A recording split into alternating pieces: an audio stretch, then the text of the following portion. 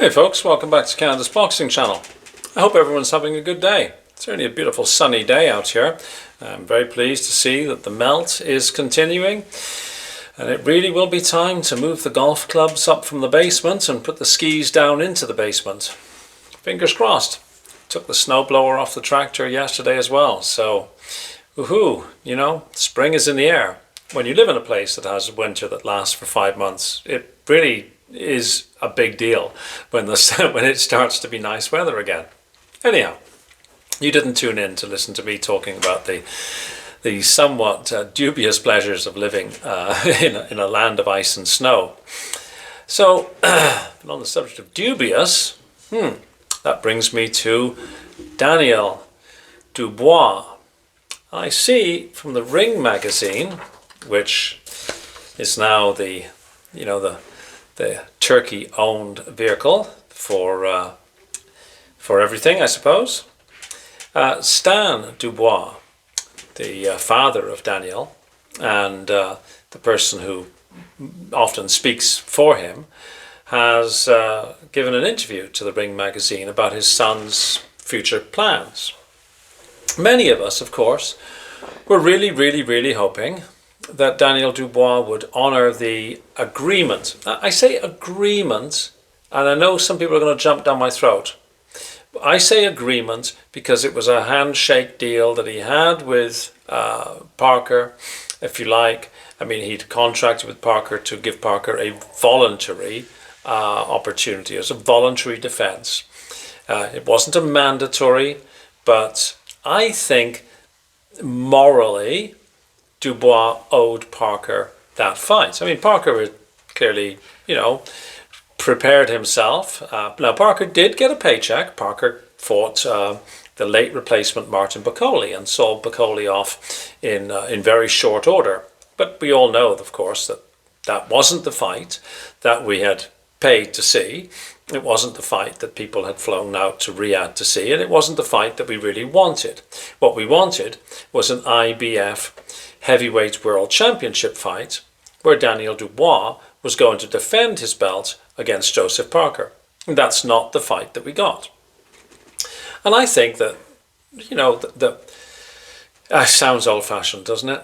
The right thing to do would have been to give Joseph Parker the opportunity to fight Daniel Dubois for this title. And if Parker had for some reason said, "Oh no, I've changed my mind, I want to go for something else," well then, give Ajit Kabayel a chance.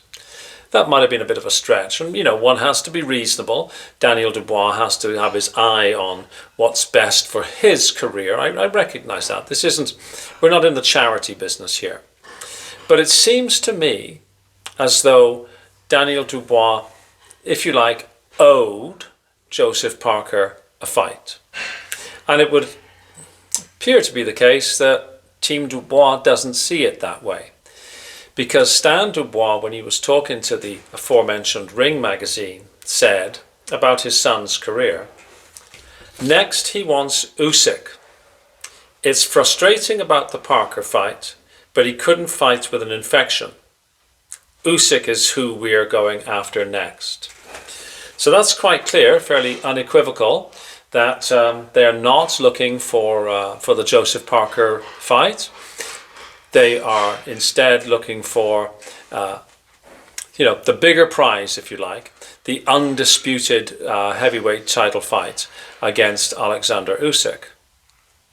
Now, I'm genuinely torn because I recognise that an undisputed fight is a very big deal. I am not personally keen to watch Dubois and Usyk fight again, and I've said on this channel, I don't think Usyk, truly speaking, deserves a rematch against Alexander Usyk. I don't think that he did enough in the first fight to say that he should get a rematch. And I think his behaviour by storming into the ring after Usyk beat Fury, to me that turned me off honestly, it turned me off Daniel Dubois. And I know some of the subscribers to this channel are very supportive of Daniel Dubois, and I respect that. But it just doesn't sit right with me. And, your opinion is every bit as valid as mine. We can agree to disagree on this. But I can't help but think that Joe Parker has been shafted, to be honest. Like, he signed up on the dotted line to fight for the world title. It's a title fight he didn't get through no fault of his own. And I just think he's owed a world title fight. I mean, the other thing that still bothers me, and I've gone on talking about it on this channel, Porky's Corner has talked about it extensively. They've had Anthony Austin, who's a real chemist, talking about issues on that channel about Dubois' infection and whatnot. To me, that issue has not been properly put to bed. I'm not buying the entirety of the story we're being told. I really, the longer Daniel Dubois goes without speaking to the public, his fans, the media, the more suspicious I become, and I'm probably never going to be satisfied.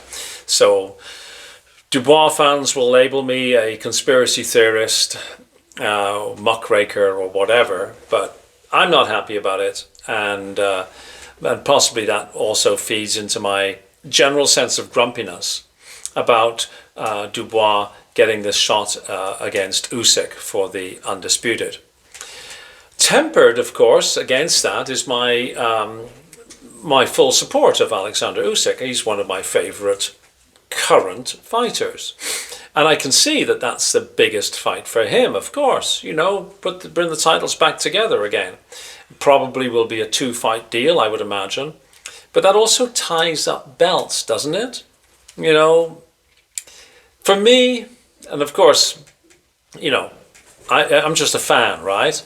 But for me, I wanted to see Usyk fight fresh faces. Usyk has only got a couple of fights left, and it would have been really good if he had given, say, Parker a shot at the belts that he has, and then given Caballel a shot at the belts. I think that would have just been better. As a fan, it would have made me feel as though I was really seeing something. Seeing the Dubois rematch, truly speaking, doesn't excite me. I'm also suspicious. Oh, I've just been joined by Possum. Hey, Poss. I'm also suspicious that if the fight goes the distance, will we see a fair shake being given to Olexander Usyk?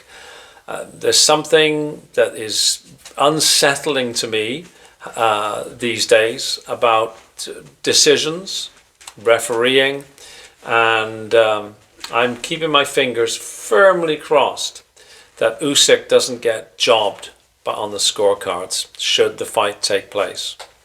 Anyways, there's my take. I'd love to hear yours, read yours. Please add your thoughts in the comments. Let's get a discussion going. Please like this video if you like it. It's easy to do. And apparently, so I've been informed, the YouTube algorithm or the YouTube employees, well, imagine what a boring job that would be. You've got to count likes and all that sort of stuff. I'm sure it's done by an algorithm. I'm just kidding. There's a Ricky Gervais skit somewhere in there. But anyhow, please hit like. And if you haven't seen this channel before, please subscribe. Or if you regularly watch this channel and you haven't yet subscribed, please do. It's great to see the channel growing, and it enthuses me no end to see that little subscription count going up. I'm probably more excited about this than I was ever excited about things when I was working for a living. It's funny how this is, eh? Okay, Possum, you can't eat that, baby. Possum's trying to eat some dead flies on the floor up here. So, oh well, I suppose it's protein, right? Anyways, have a great day. Please like, share, and subscribe, as I was saying, and I'll see you on the next one. Cheers. Bye-bye.